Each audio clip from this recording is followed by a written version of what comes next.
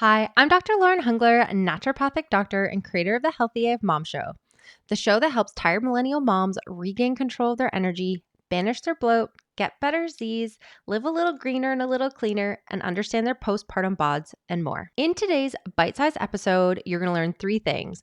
One is, how does your immune system work? Number 2 is, how can we support it naturally? And number 3 are my top 3 things that I think should be in everyone's natural medicine health cabinet. If you'd love to go in deeper on this conversation and help to support your little one's immune system more strategically, I invite you to grab one of my free meet and greet calls. The link is just in the show notes below.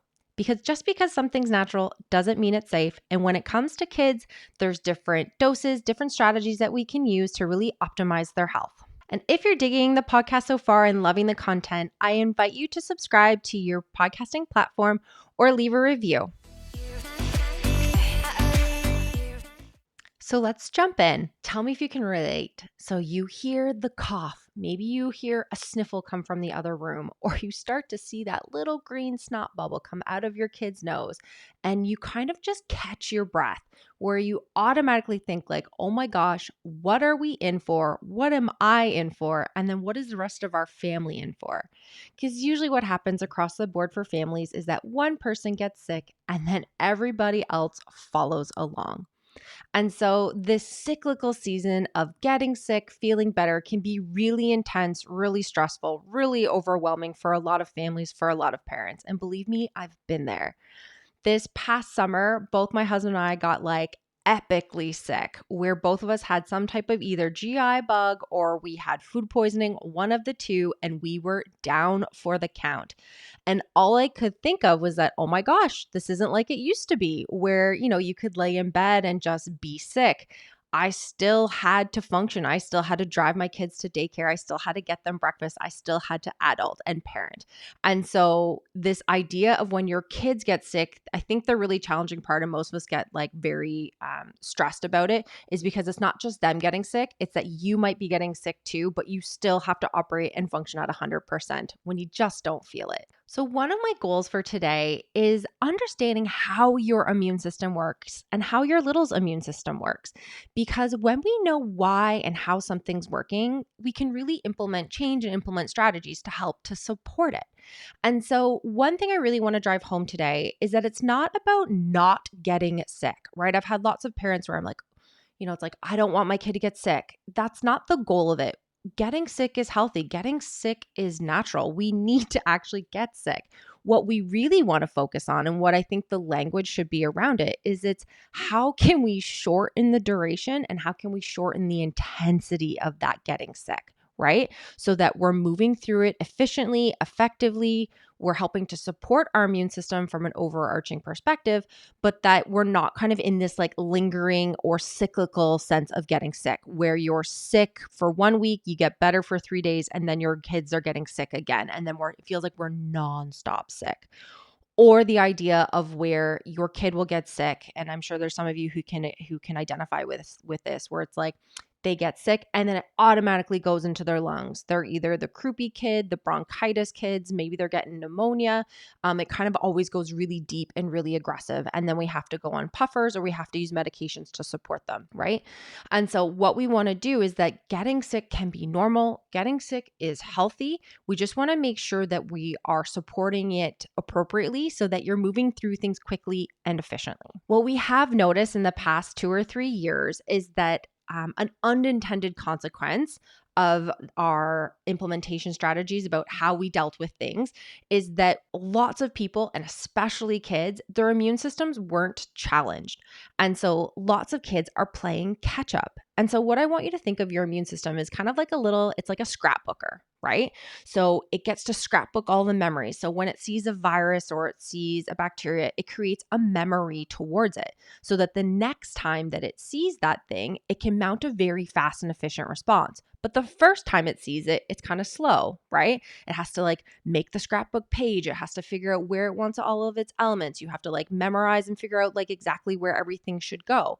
The next time you make that page, it's a lot faster, but that first time is very slow. So usually anytime the first time we see a virus or a cold or a flu, especially for our kids. The first time is going to be a little bit of a slow go. But the next time they come into contact with that virus, your immune system has created a memory towards it. And so it's very specific. It's a lot more fast acting once it's seen it once before. So lots of kids I find right now are in that like catch up mode where they probably didn't see anything over the past 2 or 3 years, where they weren't really sick very often. Now they are getting sick. And so you're playing catch up in regards to the past few years. For especially, I find like the 5 or 6 year olds where maybe they missed those first couple years of school, they're playing catch up in their immune system. So I find it is pretty normal right now for kids to be feeling a bit more sick or getting more consistent colds and flus because we are in that catch up mode of that unintended consequence in the past few years. So when it comes to your immune system, how does it work? How does it function?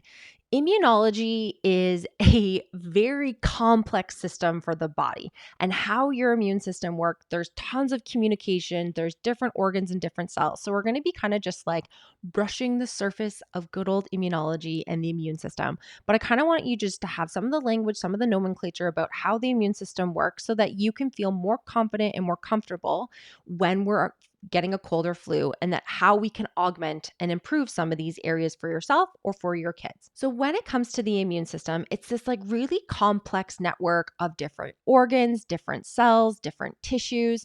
So we can think of our thymus, we can think about our lymph nodes, our spleen.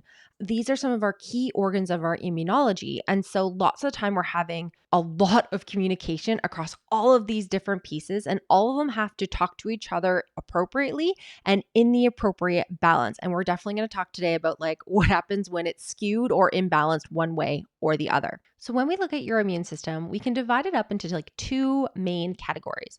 So you have your innate immune system. Your innate immune system is the stuff that's just there. It's usually the first on the scene. It's the first responder. It's the first one coming into contact with whatever that virus or bacteria or thing is. And so we can think of this as your skin. This is your gut. This is the mucus lining. These are kind of some of our non-specific immune cells that just kind of like satellite around the body looking for stuff as its core job. The thing with your innate immune system is that it's non-specific and it's non-targeted, right? So it's kind of just like out cruising around your body looking for things that aren't supposed to be there, things that are non-self. And so these are going to be things like neutrophils and macrophages. These are some of our white blood cells that are their primary job is to look for things that are not supposed to be there.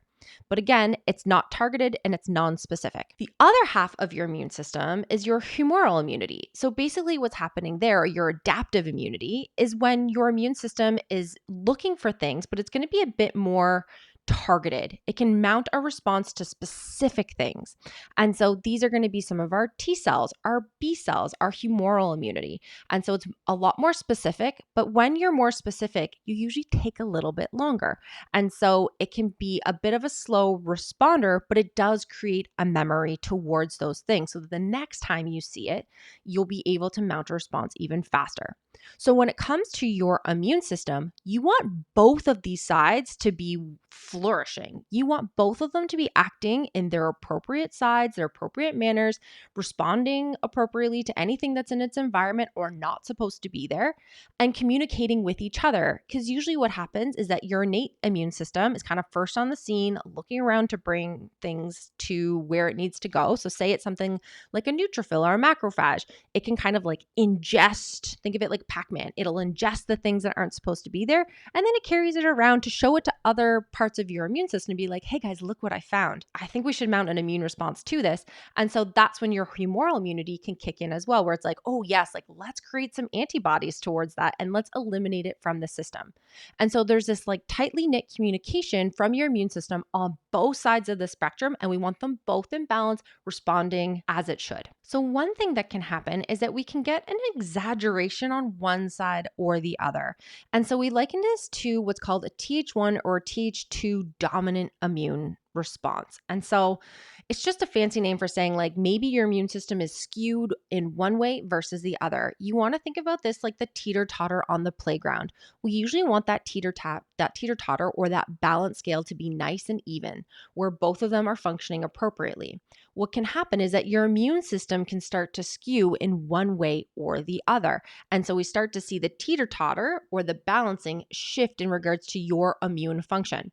So when we see an exaggerated like TH1 response or that cellular immunity that's kind of like running on overdrive and isn't being responsive and communicating appropriately, we start to see more autoimmune concerns. So in this vein, we're thinking of things like rheumatoid arthritis, lupus, MS, celiac. We're thinking about things with more of that like autoimmune tendency and dominance. Graves, Hashimoto's, those all kind of fit into this TH1 dominant scenario where your immune system is running more on overdrive and isn't listening or isn't communicating appropriately. On the flip side of that, we have something called your TH2 dominant. And so when we go more TH2 dominant, and so your teeter-totter flips, and so we've got this other side of the scale that's way more rampant and more intense in its activation, we see more like allergic responses. So this is where you're thinking of things like asthma, eczema, food allergies, food sensitivities. This is where this TH2 dominance starts to skew in regards to that side of the immune system, where I would say that like most kids tend to lean into this immune system dominance, where now we're having hyper reactivity to things that the body shouldn't be responding to, right? And so we get this imbalance of the immune system. And what we really want to do when it comes to the immune system is that we want to support it so that it is a balanced teeter-totter. We want both of those sides to be responding appropriately. But what I really want you to take home there is that your immune system is this delicate balance, this ebb and flow, this communication system.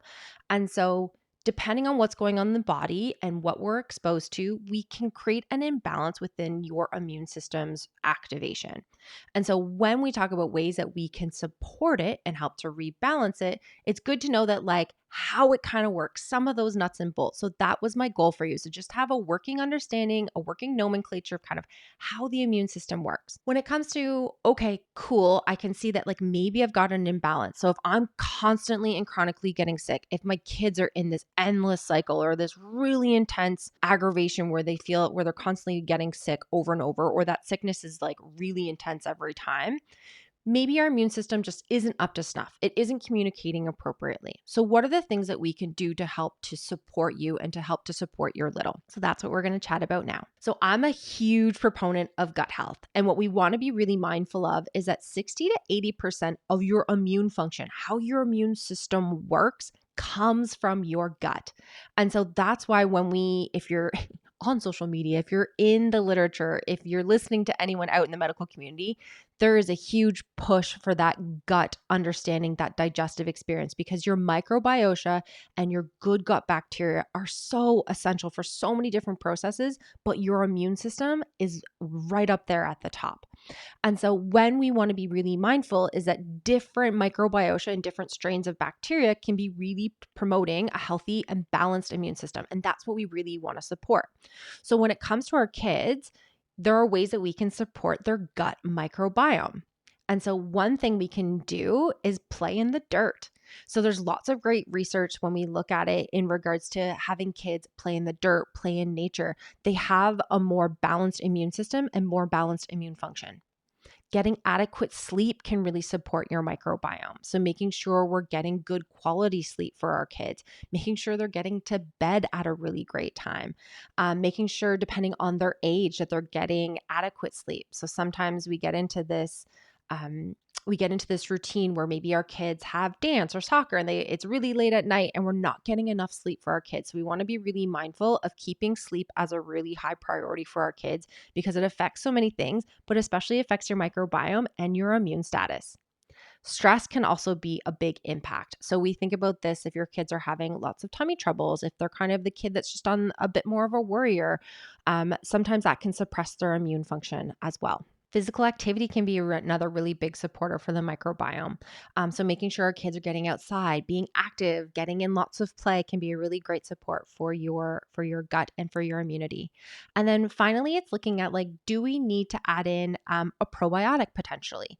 Right. So lots of fermented foods have great bacterial sources. The tricky part with fermented foods, you have to start low and go slow with kids. It does have a tang, it does have a taste. So the earlier you introduce it, the better off it tends to be. There are some caveats to that as well. So don't just go like loading your kid up with sauerkraut.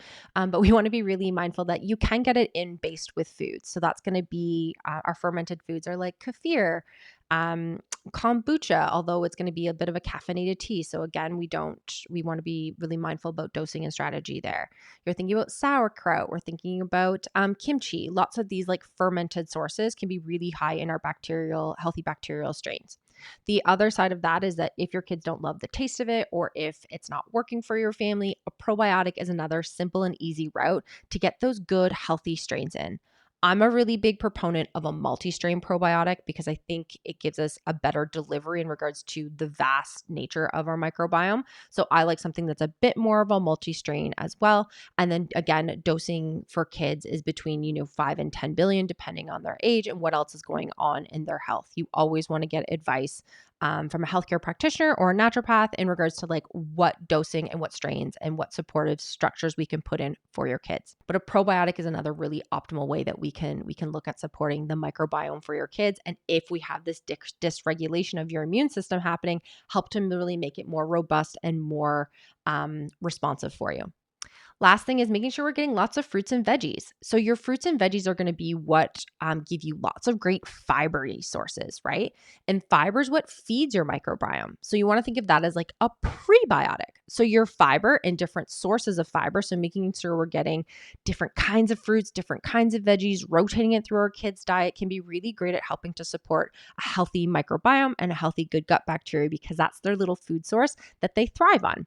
So that's one of my biggest recommendations when it comes to kids' health and helping to support their immune system and their immune system balance is really being focused on the gut microbiome as like our first step because we want to make sure that we have that balanced immune system function and really that's coming from that good healthy bacteria that lives in their gut.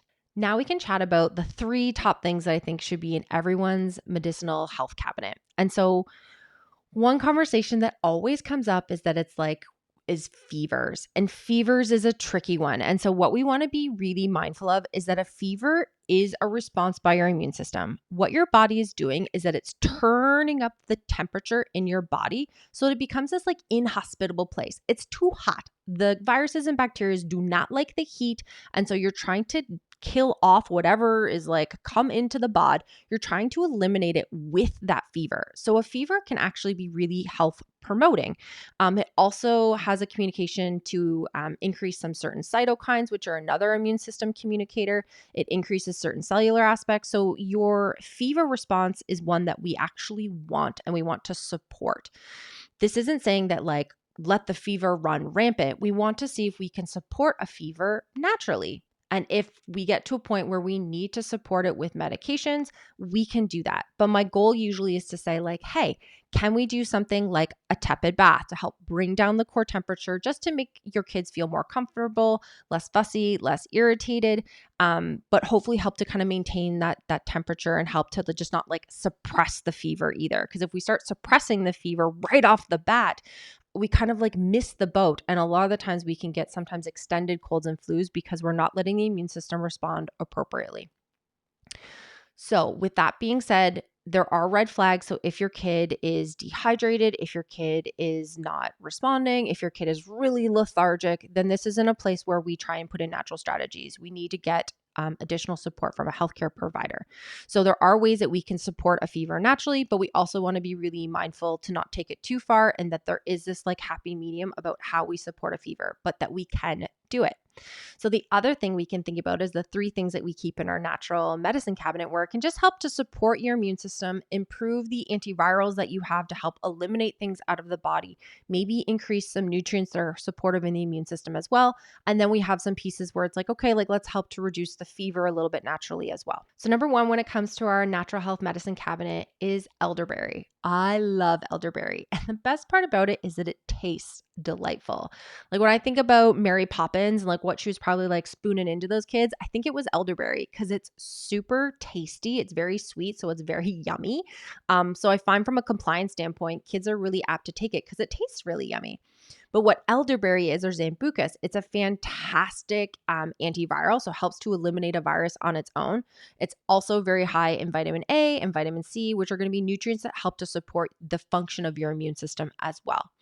It can also be an antipyretic, so it can actually like bring down a fever too. So we can use that as a support. So at that first sign of like cold or flu is using an elderberry syrup to help support your kids. There's lots of different kid-based elderberry syrups out there where the dosing is a little bit lower. So always have a conversation in regards to like what elderberry should you use? Should you use combination elderberries? There's lots of different options out there. But elderberry is going to be number 1 that I think everyone should have in their cabinet to use when their little gets sick. Number 2, when it comes to your natural health medicine cabinet and what you should keep in there, number 2 is going to be vitamin D. Vitamin D is this like amazing vitamin. We do store it, so we don't want to take too much. But if you live in the northern hemisphere where I do, your vitamin D status usually is fairly low because the sun is basically non-existent for like 3 to 4 months of the year.